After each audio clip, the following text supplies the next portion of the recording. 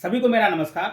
मेरा नाम है विक्रमजीत सिंह और आज हम एक बहुत ही अच्छे टॉपिक पे हम लोग बात करने वाले हैं सर। और ये टॉपिक सर सिर्फ यूपीएससी का नहीं है, किसी एग्ज़ाम का नहीं है, बल्कि सर उन करोड़ों दुकानदारों के जो हमारे यहाँ खुदरा विक्रेता होते हैं उनकी भी लाइफ से कहीं न कहीं जुड़ा हुआ है। तो सर पहली बात तो हम आज ये बात करेंगे कि जो हमारा आज का टॉपिक है वो है अर्थव्यवस्था का। और हम ये समझेंगे कि जो ई कॉमर्स कंपनियां हैं जैसे अमेजन हो गई, फ्लिपकार्ट हो गई, स्विगी, जोमेटो और बहुत सारी अनगिनत का जो इस टाइम सर जो कंपनियां हैं वो काम करती हैं, ठीक है।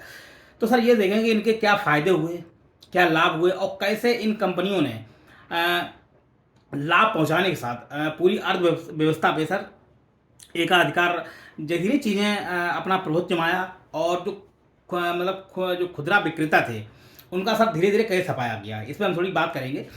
और हर चीज़ को आपको पता होगा सर कि हर चीज़ के निगेटिव और पॉजिटिव पहलू होते हैं। अगर किसी का लाभ है तो उसके यहाँ और कहीं कहीं उसका हानि भी होती है। अब ये थोड़ा जानना जरूरी है कि हानि कितनी है और लाभ कितना है।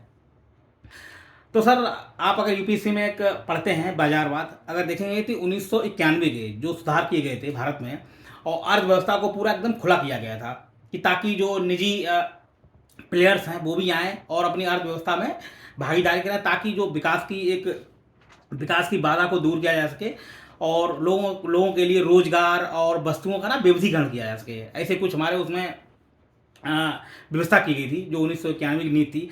लेकिन सर धीरे धीरे समाज बदला, कंपनी मतलब धीरे धीरे में नहीं, उपभोग का जो भी जो चलन था वो बदला। और आज आप देखेंगे कि सर जो ई कॉमर्स कंपनियां हैं, जैसा कि मैं आप बता चुका हूँ, जो भी नाम है, वो अमेजन हो गया, फ्लिपकार्ट, की सारी कहने का मतलब जो ऑनलाइन चीज़ें आपको डिलीवर कराती हैं।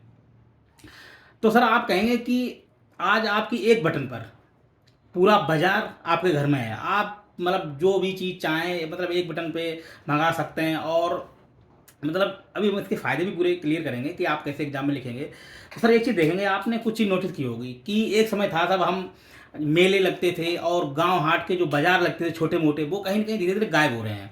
और जो खुदरा विक्रेता थे उनकी धीरे धीरे संख्या कम होती चली आ रही। आपने देखा होगा कि कभी मोबाइल की दुकानें बहुत ज़्यादा हुआ करती थी।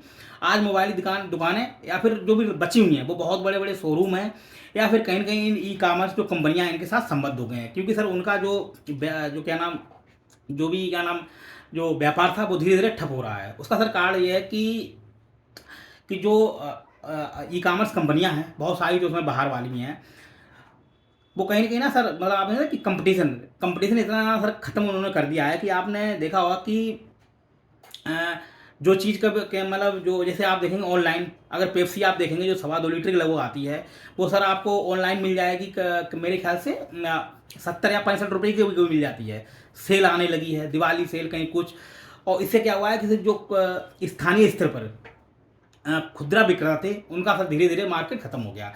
तो सर पहले इसके हम कुछ फ़ायदे देख लेते हैं, उसके बाद और थोड़ी चर्चा करेंगे कि जो हमारी आर्थिक नीति थी, जो क्या नाम सुधार थे, उससे क्या लाभ हुए, ठीक है। तो सर आप देखें कि जो कंपनियों सर क्या फ़ायदा हुआ कि जो वस्तुएं हैं उन तक बहुत ही आसान आसान से पहुंच सुनिश्चित हो गई है। आपने देखा होगा कि आजकल अमेजन और ये क्या नाम फ्लिपकार्ट वगैरह बड़ी बड़ी कंपनियां हो गई, मतलब गांव तक पहुंच गई, जहां मतलब जहाँ सरकार नहीं पहुँच सकती थी या मतलब जो सुविधाएं नहीं दे पा रहे थे, आज ये लोग सुविधाएं दे रहे हैं। तो उसका सर एक फ़ायदा ये भी हुआ है। दूसरा है कि सामान सर सस्ता, अभी इसकी भी बात करेंगे, सामान सस्ता हुआ है। दूसरी बात है कि उपभोक्ताओं के पसंद का बहुत ख्याल रखा जाता है सर उसमें। आप देखेंगे कि आप कपड़ों की बहुत बहुत वैरायटियाँ मिल जाएंगी। और मतलब कुल मिला के जो भी आवश्यक वस्तुएं होती हैं, चाहे वो मोबाइल हुआ, कपड़े हुए या फिर कोई मतलब नहीं कॉस्मेटिक जो भी सामान होती हैं वो हुई, मतलब विविधीकरण बहुत है। आप अपनी मनपसंद का सामान खरीद सकते हैं और रिटर्न भी कर सकते हैं, इस टाइप से हुआ, ठीक ठीक है। और सर देखते हैं पूरा उसमें। दूसरी बात सर, जब कंपनियां भारत में आई तो बहुत ही रोजगार सृजन हुए, क्योंकि सर उन्होंने वहाँ बहुत सारा रुपया इन्वेस्ट किया, बड़े बड़े मतलब अपनी कार्यालय स्थापित किए और उत्पादन भी करते हैं, ठीक है सर। तो इससे और फायदा क्या हुआ कि रोजगार सृजन हुआ। और रोजगार सृजन से क्या हुआ कि सर मतलब जो महिलाएं थीं उनको भी रोजगार मिला, ठीक है। और सर इसमें क्या फ़ायदा हुआ, मुनाफा इसमें सर, जैसे कि अगर आप देखेंगे कि जो जो भी क्या नाम खुदरा विक्रेता हैं, अगर जो इनके साथ संबंध मतलब संबंध हैं, जो भी इसके साथ संबद्ध हैं, सॉरी ठीक है, तो उनको फ़ायदा हुआ, मतलब कुल मिला के व्यापार बहुत चल गया। अब सर काफ़ी फ़ायदे साथ साथ नुकसान भी बहुत आए, जरा हम देखते हैं। ठीक है, आप जैसे फ़ायदे एक नहीं बहुत सारे फ़ायदे लिखते हैं, ऐसा नहीं है, तो लेकिन हमको जाना उसमें नहीं जाना है, फ़ायदे के साथ हमको ये देखना है कि उसमें नुकसान क्या क्या भी है, ये भी आपको लिखना होता है। तो सर नुकसान ये हुआ कि कंपनियों ने धीरे धीरे बाजार पर एकाधिकार कर लिया। एकाधिकार का मतलब है कि इतनी प्रतिस्पर्धा कर दी कि मतलब धीरे धीरे जो छोटे क्या नाम जो विक्रेता थे वो धीरे धीरे गायब होने लगे हैं। और आप अनभिज्ञ नहीं होंगे, जैसे कि भारतीय कंपनी ले लीजिए, हम बाहर की बात नहीं कर रहे हैं, जो भारतीय कंपनी है जैसे जियो हो गया। अब सर उनका संचार जो भी दूर संचार और जो भी उसमें है, कहने मतलब एक एकाधिकार हो गया। अब वो क्या कर रहे हैं, धीरे धीरे अपना जो भी मूल्य आपने देखा होगा कभी हाल में ही बढ़ाए, तो इससे क्या होगा सर, कंपटीशन धीरे धीरे खत्म होता जा रहा है। ठीक है, दूसरी बात है कि सर जो भी ई कॉमर्स कंपनियां हैं, उनसे सर क्या हुआ है कि लोगों का उपभोग मतलब बहुत ज़्यादा बढ़ गया। आप देखे होंगे कि धीरे धीरे लोगों की बचतें कम हो रही हैं। बचत का मेरा सर मतलब है कि अगर आपकी महीने में अगर आप 20,000 रुपये कमाते हैं, तो आप देखेंगे कि मतलब लोग 10-10, 15-15 हज़ार रुपये सिर्फ अपने जो भी रोज़ाना की ज़िंदगी है उसमें खर्च कर देते हैं। इससे सर क्या होता है कि जब कोई विपदा आती है, कोई भी मतलब संकट आया, तो लोगों के पास बचत है नहीं, और जो बचत हम लोग करते हैं, जो भी हम लोग बचत करते हैं वो सरकार के पास जमा रहते हैं। सरकार क्या कहती है कि उस जो भी पैसा होता है वो कहीं न कहीं अर्थव्यवस्था में लगाती है, जिससे कि अर्थव्यवस्था का एक सर्कुलेशन चलता रहता है। तो सर लोगों की जो उपभोग बढ़ा है, उससे क्या हुआ है कि कहीं न कहीं मतलब कि आपदा के समय बहुत ही मतलब एक चिंताजनक बात हो जाती है। दूसरी बात सर ये है कि जो ग्रामीण इलाके में छोटे-छोटे जो दुकानदार थे सर, उनका रोज़गार छिन गया। ठीक है, उनका रोज़गार चला गया, और कहीं न कहीं वो लोग भी मतलब एक दुकान पे 2-3 लोग या 1 लोगों को रोज़गार दे रहे थे। तो इससे सर क्या हुआ है कि रोज़गार के साथ बेरोज़गारी भी बहुत ज़्यादा बढ़ी है। ठीक, मेरे ख्याल से आप समझ गए हैं कि जो स्थानीय स्तर पे जितने भी जो भी विक्रेता थे, अब उनकी जब दुकानें बंद होंगी सर, वो भी बेरोज़गार होंगे। तो इससे कहीं न कहीं सर देखेंगे गरीबी और बेरोज़गारी का जो दुष्चक्र है वो होने का बहुत ज़्यादा खतरा है।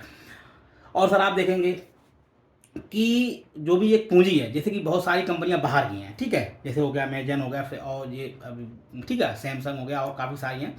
ये सब सारी कंपनियाँ कहाँ की, बाहर बाहर की हैं। तो सर इससे एक जो भारतीय पूँजी है, आप देखेंगे बहुत सारी पूँजी है जो देशों के बाहर चली जाती है।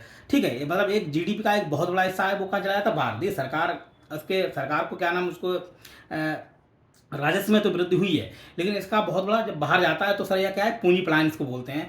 तो इससे कभी कभी क्या होता है कि जो भारत की भुगतान संतुलन जैसी समस्या उत्पन्न हो जाती है। दूसरी बात है, अगर कोई कंपनी जैसे कि जितनी भी ई कॉमर्स कंपनियां हैं, वो कहीं ना कहीं उनका सीधा लाभ होता है लाभ। ठीक है, अपने लाभ के हिसाब से काम करती हैं। अगर जरा भी उन्हें लगा कि यहाँ पे लाभ नहीं हो रहा है, तो वो तुरंत अपना कारोबार समेट कर निकल जाती है। तो सर इससे क्या होता है कि एकदम अचानक से बाजार में पूरी एकदम नहीं भूचाल आ जाता है, और शेयर बाजार गिर जाते हैं, उसके बाद बेरोजगारी जैसी समस्याएं हो जाती हैं। ठीक है सर, और आप देखेंगे इसमें वस्तुओं की सर गुणवत्ता, आपने देखा होगा कि इस टाइम ऑनलाइन जो भी हैं मतलब का अभी कुल मिला के कि ऐसी कोई नीति नहीं है जो इनको सही तरीके से रेगुलेट कर सके, जो भी कंपनियां हैं ई कॉमर्स वाली। अब सर आप देखेंगे इससे धोखाधड़ी बहुत बड़ी है। पता लगे कि वस्तुओं को अभी आपने काफ़ी रिपोर्ट आती रहती हैं, आपको पता भी होगा कि पता लगे कि जो चीज़ें हैं जो एकदम मतलब ब्रांड के नाम पे डुप्लीकेट चीज़ें बेची जा रही हैं। आपने देखा हो कि जैसे एडिडास लिखा या फिर बड़ी बड़ी ब्रांड हैं, उनकी डुप्लीकेट कॉपी बेची जाती हैं। ठीक है, तो धोखाधड़ी उपभोक्ताओं के साथ बहुत हो रहा है।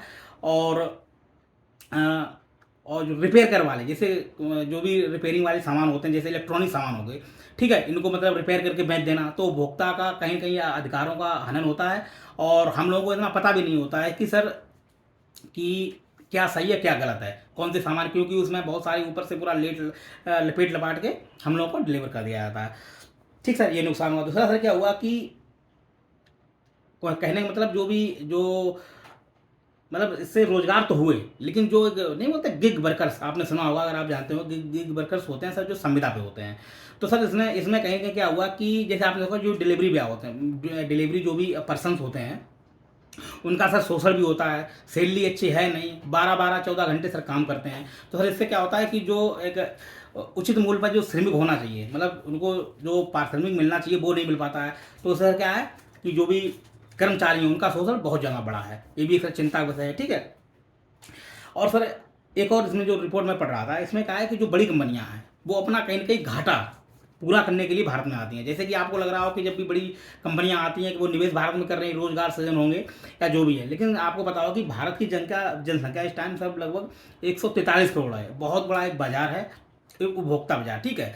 और लोगों की डिमांड मतलब जीने का तरीका बदल रहा है।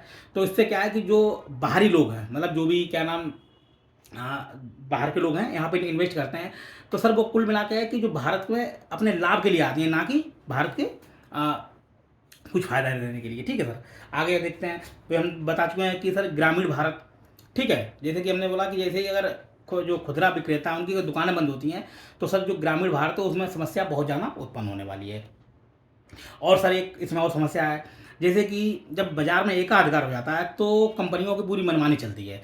और आपने देखा हो कि अगर एक दिन भी अगर वो अपनी डिलीवरी सिस्टम बंद कर दें तो त्राहिमाम मच जाती है, ठीक है। तो आम जन के लिए बहुत मतलब एक चिंता का विषय है। अगर बाई चांस अभी क्या है कि अगर बहुत सारा विविधीकरण रहेगा तो हम कई जगहों से सामान खरीद लेंगे, लेकिन अगर वही कंपनियां हड़ताल कर दें या कह दें कि हम 2-4 दिन सामान नहीं डिलीवर करेंगे, तो सर पूरी एक नहीं आपूर्ति श्रृंखला होती वो पूरी मतलब छिन्न भिन्न हो जाएगी। इससे सर महंगाई बढ़ेगी और कहीं ना कहीं सामाजिक जो अव्यवस्था है वो भी फैलेगी, ठीक है। तो ये सब कुछ हो गया और काफ़ी चीज़ें हैं, ठीक है। और हाँ, एक अध्ययन में अभी पढ़ रहा था, तो आप बताएं कि ई कॉमर्स कंपनियों ने के कारण सर अमेरिका की जो पूरे जो खुदरा विक्रेता वहाँ की दुकानें बहुत सारी बंद हो चुकी हैं, ठीक है। ये मतलब यहाँ नहीं, भारत के बाहर भी कंपनियाँ हैं, कैसे एकाधिकार जमा के और अपना पूरा प्रभुत्व जमाती है, ठीक है। तो आपने देखा होगा कि हमारे गांव हाट में कभी पहले जैसे हम बता चुके मेले लगते हैं सर, मेले में अब वो रौनक नहीं रहती है क्योंकि आधा जहाँ सामान हम सिर्फ ऑनलाइन ही खरीद लेते हैं, ठीक है। तो सर इसमें कुछ फ़ायदे के साथ नुकसान भी हैं, और जब भी आप कोई एग्ज़ाम इस टाइप से लिखें तो इसमें ही डाल सकते हैं, ठीक है। और मेरे ख्याल से आप मेरी बात समझ गए होंगे मैं क्या कहना चाह रहा हूँ। देखिए हर चीज़ के नेगेटिव और पॉजिटिव दोनों चीज़ें होती हैं, फ़ायदा है तो नुकसान भी है। तो इसके लिए सरकार को सर क्या चाहिए, सरकार को चाहिए सर एक ऐसी नीति लाए ताकि बाजार को रेगुलेट किया जा सके। वैसे नीतियाँ हैं लेकिन अभी प्रॉपर नहीं है, और जो भी छोटे मोटे जो क्या नाम विक्रेता हैं उनके लिए कुछ इंसेंटिव लाए ताकि उनको जो उनके लिए मतलब बाजार से उन्हें जोड़ा जा सके, ठीक है। और सरकार भी ला सकती है अपना कुछ ई कॉमर्स जैसे कि अभी क्या नाम जेम करके पोर्टल है भारत सरकार का, जिसमें ऑनलाइन खरीदारी की जाती है, ठीक है। और तो सरकार कुछ ऐसा मतलब भारतीय कोई ऐसा सर्वर या फिर ऐसी कोई मतलब साइट या कोई ऐसा ऐप बना सकती है ताकि जो खुदरा विक्रेता हैं उनको उससे जोड़ के मतलब एक भारतीयकरण किया जा सके कुल मिला के, मेरा कहने का मतलब है। तो इससे क्या होगा सर, जो भी भारत की पूंजी है वो भारत में रहेगी और उससे क्या रोजगार भी सृजित होंगे। दूसरी बात है, सरकार आपने देखा कि होली दिवाली त्यौहार आपने देखा कि हाँ, ये मैं थोड़ा बताना भूल गया हूँ कि आजकल सर विज्ञापन मतलब आपका दिमाग कैसे चेंज किया जाता है, मतलब कहीं ना कहीं बाजार व्यवस्था ने पश्चिमीकरण के साथ उपभोक्तावाद को बढ़ावा दिया है, ठीक है। उपभोक्ता मतलब होता है कि बहुत ज़्यादा चीज़ें खरीदना। तो सर आप मतलब ऐसे ऐसे मतलब विज्ञापन दिखाकर आपको अपने ब्रेन वॉश किया जाता है। तो सर इस पर कहीं ना कहीं कंट्रोल होना चाहिए कि जो भी विज्ञापन दिखाए जाएँ वो बहुत ही मतलब असली हों, जेन्युइन हों, फेक ना हों, और कुल मिलाकर कि भ्रामक जानकारियाँ ना फैलाई जाएँ, ठीक सर। ये हो गया, सरकार इसके लिए ये कर सकती है। दूसरी बात है कि सर ये सेल आती है, आपने देखा होली दिवाली मतलब अब तो कभी पहले ये होता है कि होली दिवाली को सेल आती थी, अब तो सर क्या कहेंगे कि रोज़ सेल मतलब कंपनियों में चलती है। कहीं कपड़ा सेल, कहीं मोबाइल सेल, कहीं जूता सेल, कहीं चप्पल सेल, कहीं कुछ इस टाइप से, ठीक है। तो इन सेलों पे प्रतिबंध ना लगा के लेकिन एक रेगुलेट किया जाए कि आप जो भी सामान है वो एक निश्चित मतलब मूल्य से नीचे ऊपर नहीं बेचेंगे, मतलब ऐसा नहीं महंगा करेंगे। अभी आपने देखा होगा कि कंपनियां और चूतियाँ बनाती हैं। कैसे बनाती हैं सर, कि जैसे कि वैसे तो किसी वस्तु का मतलब मूल्य कम होगा, लेकिन जैसे ही कोई सेल आती है तो उसका वो मूल्य बढ़ा के और फिर डिस्काउंट दे देते हैं, ठीक है। जैसे मान लो 30,000 का सामान था तो उसमें सर क्या करते हैं कि उन्होंने वही 35,000 का सामान करके फिर आपको और 10% डिस्काउंट दे दिया। तो उपभोक्ता लगता है कि सर बहुत ही बढ़िया हुआ, लेकिन ऐसा आप कभी नोटिस करेंगे तो आपको पता होगा, ठीक है। आप देखिए जब भी सेल आती है तो सर मतलब दो भी मतलब जो उपभोक्ता हैं उनको भी फ़ायदा है क्या नाम ऑनलाइन से, और कंपनियों को भी। तो मतलब कुल मिलाकर ये है कि एक रेगुलेट करने की व्यवस्था पूरी ज़रूरत है। बाकी आप ठीक है, आज हम लोग इसी बात करते हैं, ठीक है। और खुश रहिए, मस्त रहिए, पढ़ते रहिए। और देखिए हर चीज़ एक बात और मैं बता दूं, जरूरी नहीं हर चीज़ किताब में पढ़ी जाए, कहानी सुनिए सर आप। एक मतलब बिल्कुल वैज्ञानिक रूप से प्रूफ है कि कहानी सुनने से चीज़ें यहाँ समझ में आती हैं और हमें बहुत दिन तक याद बनी रहती हैं, ठीक है। चलिए सर।